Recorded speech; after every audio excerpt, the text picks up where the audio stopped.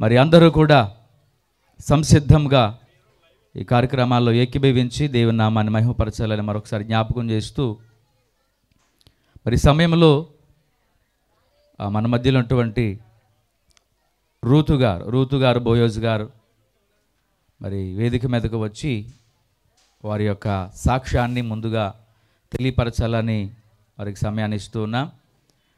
మరి దేవుని సేవకులుగా ఈ పరిచర్యలో వారు కొనసాగుతూ ఉన్నారు.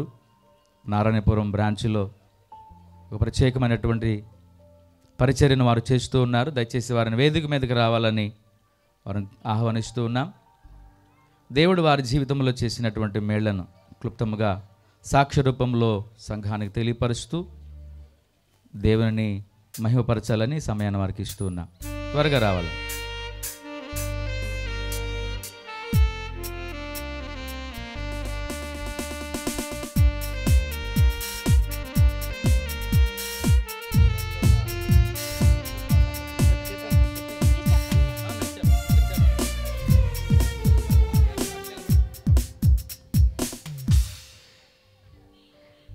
దేవునికి స్తోత్రములు.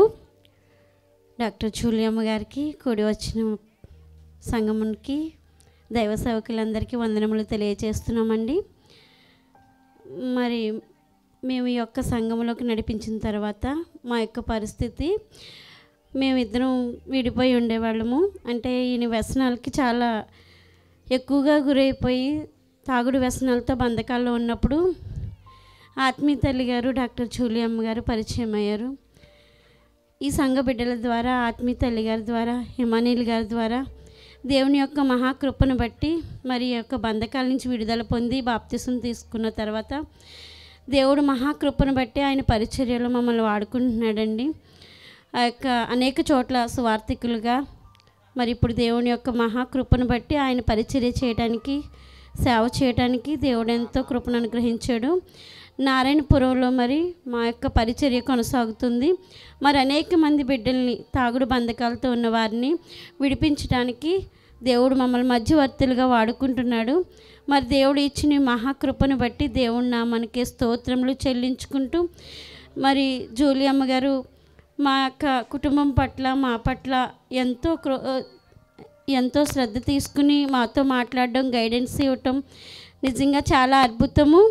ఈ యొక్క సంఘంలోకి వచ్చిన తర్వాత మాకు అసలు దేవుడి గురించి తెలియనప్పుడు ఇమానీల్ గారు, అమ్మగారు ఎంతో మమ్మల్ని ప్రోత్సహించి బలపరిచి ఆయన పరిచర్యలో వాడబడ్డానికి దేవుడు చూపిన మహాకృపను బట్టి దేవుడికే స్తోత్రాలు చెల్లించుకుంటూ, మరి ఈ రీతిగా మా యొక్క బ్రతుకులు సాగటానికి సహాయపడ్డ ఆత్మీయ తల్లి గారికి కూడా ప్రత్యేకమైన వందనాలు తెలియజేస్తూ ఈ యొక్క సాక్ష్యం ముగిస్తున్నామండి. దేవునికి స్తోత్రం. దేవునికి స్తోత్రం. గట్టిగా చప్పట్లు కొడదా.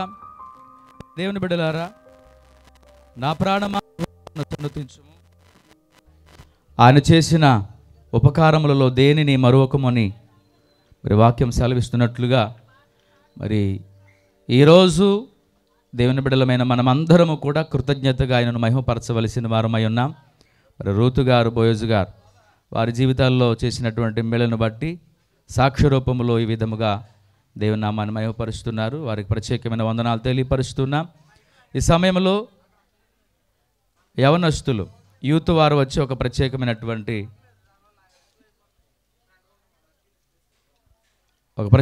పాట పాడి దేవుని నామాన్ని మహిమపరుస్తారు.